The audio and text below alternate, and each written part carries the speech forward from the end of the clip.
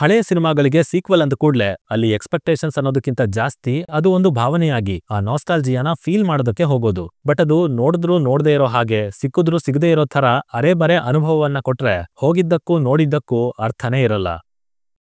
ಸಿದ್ಲಿಂಗು ಭಾಗ 2 ಇದು ವಿಜಯ್ ಪ್ರಸಾದ್ ಅವರು ನಿರ್ದೇಶಿಸಿರುವಂತಹ ಚಿತ್ರ.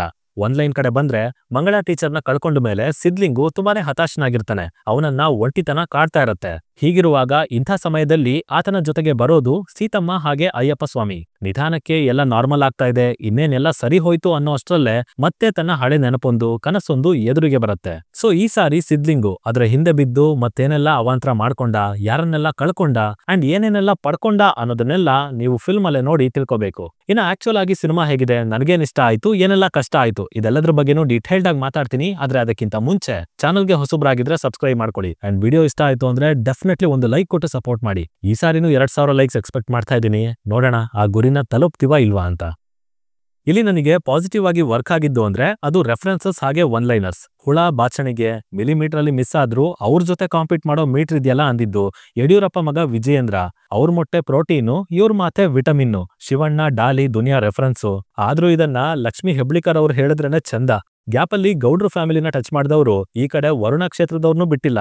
ಹಾಗೇನೆ ರೆಫರೆನ್ಸಸ್ ಅದು ಕೂಡ ಹೆಚ್ಚಾಗಿ ಒನ್ಲೈನರ್ಸ್ ಜೊತೆಗೇನೆ ಬೆರ್ತ್ ಹೋಗಿತ್ತು. But still ಗುಳಿಕೆನೆ Rachita Ram, pen drive, ನಮ್ ಕಾಮರಾಜ್ಪೇಟೆ MLA ಅಂಡ್ ದೆನ್ 5000 ಕೊಟ್ರೆ DK ಶಿವಕುಮಾರ್ ಅವರು ಟಿಕೆಟ್ ಕೊಡ್ತಾರೆ. ಹೀಗೆ ಇನ್ನೂ ಸುಮಾರಿದಾವೆ.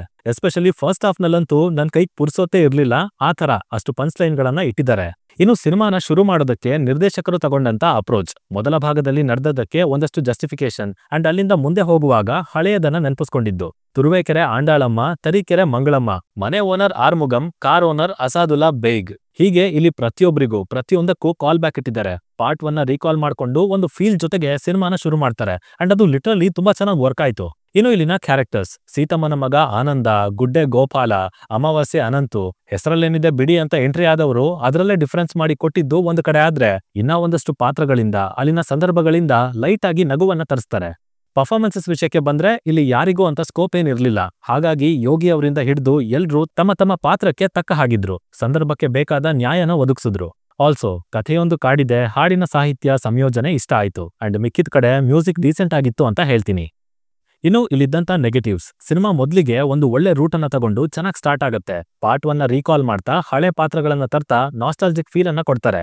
ಇದ್ರ ಮೇಲೆ ಆ ಒನ್ಲೈನರ್ಸ್ ಮತ್ತೆ ಡೈಲಾಗ್ಸ್ ಅದನ್ನ ಕೇಳ್ದಾಗಂತೂ ಅರೆ ಏನ್ ಗುರು ಸಖತ್ತಾಗೆ ಬಂದ್ರಲ್ಲ ಅಂತ ಅನ್ಕೊಂಡೆ. ಬಟ್ ನಂತರ ಸಿನಿಮಾ ಸ್ಲೋ ಆಗೋದಕ್ಕೆ ಶುರು ಆಯ್ತು. ಒಂದು 30-40 ನಿಮಿಷ ಆದ್ಮೇಲಂತೂ ತೀರಾ ಡ್ರ್ಯಾಗ್ ಮಾಡ್ತಾ ಹೋದ್ರು ಅಂಡ್ ದೆನ್ ಪೂರ್ತಿ ನಿಂತೇ ಬಿಡ್ತು. ಈ ತರದ ಸಿನಿಮಾಗಳಲ್ಲಿ ಒಂದು ಗುರಿ ಅಂತ ಸಿಕ್ಕಿದ್ಮೇಲೆ ಸಿನಿಮಾ ಫಾಸ್ಟ್ ಆಗತ್ತೆ. ಆದ್ರೆ ಇಲ್ಲಿ ಅದು ಮುಂದುವರಿದೇನೆ ಬರೀ ಒಂದೇ ವಿಷಯದ ಸುತ್ತಾನೆ ಇತ್ತು. ಅಟ್ಲೀಸ್ಟ್ ಕ್ಲೈಮ್ಯಾಕ್ಸ್ ಅಲ್ಲಾದ್ರೂ ಬೆಟರ್ ಆಗ್ಬೋದು ಅಂತ ಅನ್ಕೊಂಡೆ. ಬಟ್ ಅಲ್ಲೂ ಅದೇ ಕಥೆನೆ. ಒಂದು ಸಾರಿ ಕೆಳಗ್ ಹೋಗಿದ್ದು ಸಿನಿಮಾ ಮತ್ತೆ ಮೇಲೇಳಲೇ ಇಲ್ಲ. ಎಸ್ಪೆಷಲಿ ಸೆಕೆಂಡ್ ಹಾಫ್ ನಲ್ಲಿ ಒಂದು ಇಂಟ್ರೆಸ್ಟಿಂಗ್ ಸೀಕ್ವೆನ್ಸ್ ಅಂತ ಬರ್ಲಿಲ್ಲ. ನಿಂತಿರೋ ಕಥೆಲೂ ಆ ಇಂಟ್ರೆಸ್ಟ್ ಇರ್ಲಿಲ್ಲ. ಇನ್ಫ್ಯಾಕ್ಟ್ ಕಥೆ ಪೂರಾ ಡೈಲಾಗ್ಸ್ ಅಲ್ಲೇ ಮುಳುಗ್ ಹೋಗಿದೆ. ಅಂಡ್ ಯಾವ್ದು ನನಗೆ ಮೊದ್ಲು ವರ್ಕ್ ಆಯ್ತೋ ಅದೇ ನಂತರ ತುಂಬಾ ಓವರ್ ಆಯ್ತು, ಅನ್ವಾಂಟೆಡ್ ಅಂತ ಅನ್ನಿಸ್ತು. ಆಲ್ಸೋ ಆ ಪಾತ್ರಗಳು ಕೇಳೋದಕ್ಕೆ ನೋಡೋದಕ್ಕೆ ಹೊರಗಡೆಯಿಂದ ಚೆನ್ನಾಗಿದ್ರು ಅದನ್ನ ಅಷ್ಟು ನೀಟಾಗಿ ಡೆವಲಪ್ ಮಾಡ್ಲಿಲ್ಲ. ಹೇಳ್ಕೊಳ್ಳೋ ತರ ಯಾರಿಗೂ ಪೇ ಆಫ್ ಅಂತ ಸಿಗ್ಲಿಲ್ಲ. ಒಂಥರ ಅವೆಲ್ಲದನ್ನ ವೇಸ್ಟ್ ಮಾಡ್ಕೊಂಡ್ರು. ಟೋಟಲ್ ಆಗಿ ಇದೊಂದು ಅಬೋ ಆವರೇಜ್ ಸಿನಿಮಾ ಅಂತ ಹೇಳ್ತೀನಿ. ಮೊದಲ 20 ನಿಮಿಷ ಚೆನ್ನಾಗಿತ್ತು, ಚೆನ್ನಾಗಿ ಸ್ಟಾರ್ಟ್ ಆಯ್ತು, ಎಂಟರ್ಟೈನಿಂಗ್ ಆಗಿ ಹೋಯ್ತು. ಬಿಟ್ರೆ ಆಸ್ ಅ ಸೀಕ್ವೆಲ್ ಒಂದು ಕಥೆಯಾಗಿ ಇದು ನನ್ನನ್ನ ಅಷ್ಟಾಗಿ ತಲುಪಲಿಲ್ಲ. ಬಟ್ ನೀವು ಹೆಚ್ಚು ಒನ್ಲೈನರ್ಸ್ ನ ಇಷ್ಟಪಡ್ತೀರಾ ಅಥವಾ ಯೋಗಿ ಅವ್ರಿಗೋಸ್ಕರ ನೋಡ್ತೀರಾ ಅಂದ್ರೆ ಖಂಡಿತ ಹೋಗಿ. ಅಂಡ್ ಫ್ಯಾಮಿಲಿ ಜೊತೆ ನೋಡೋದಕ್ಕೂ ಅಂತದೇನ್ ಸಮಸ್ಯೆ ಇಲ್ಲ. ಅಯ್ಯೋ ನಿಜಾನೇ ಹೇಳ್ತಾ ಇದ್ದೀನಿ, ಈ ಸಾರಿ ಅಂತೂ ಅದು ವ್ಯಾಲೆಂಟೈನ್ಸ್ ಡೇ ದಿನನೇ ಹೆವಿ ಆಶ್ಚರ್ಯ ಪಡಿಸ್ಬಿಟ್ರು ವಿಜಯ್ ಪ್ರಸಾದ್ ಅವರು. ಬಿಕಾಸ್ ಇಲ್ಲಿ ಬೇರೆ ತರದ ಸೀಕ್ವೆನ್ಸಸ್ ಆಗ್ಲಿ ಡೈಲಾಗ್ಸ್ ಆಗ್ಲಿ ಇರ್ಲೇ ಇಲ್ಲ. ಆದ್ರೆ ಸಿನಿಮಾ ತುಂಬಾ ಭಕ್ತಿ ತುಂಬಿತ್ತು. ಎನಿವೇಸ್ ನಾನಂತೂ ಹೇಳಿದ್ದಾಯ್ತು. ಇನ್ನು ನಿಮ್ಮಲ್ಲಿ ಯಾರಾದ್ರೂ ಆಲ್ರೆಡಿ ಈ ಸಿನಿಮಾನ ನೋಡಿ ಆಗಿದ್ರೆ ಇದು ನಿಮಗೆ ಯಾವ ತರ ಅನುಭವ ಕೊಡ್ತು ಅನ್ನೋದನ್ನ ಕೆಳಗಡೆ ತಪ್ಪದನೆ ಕಮೆಂಟ್ ಮಾಡಿ ತಿಳಿಸ್ಬಿಡಿ. ಅಂಡ್ ಗೊತ್ತಲ್ಲ 2000 ಲೈಕ್ಸ್. ಸೈನಿಂಗ್ ಆಫ್, ಲಿಖಿತ್.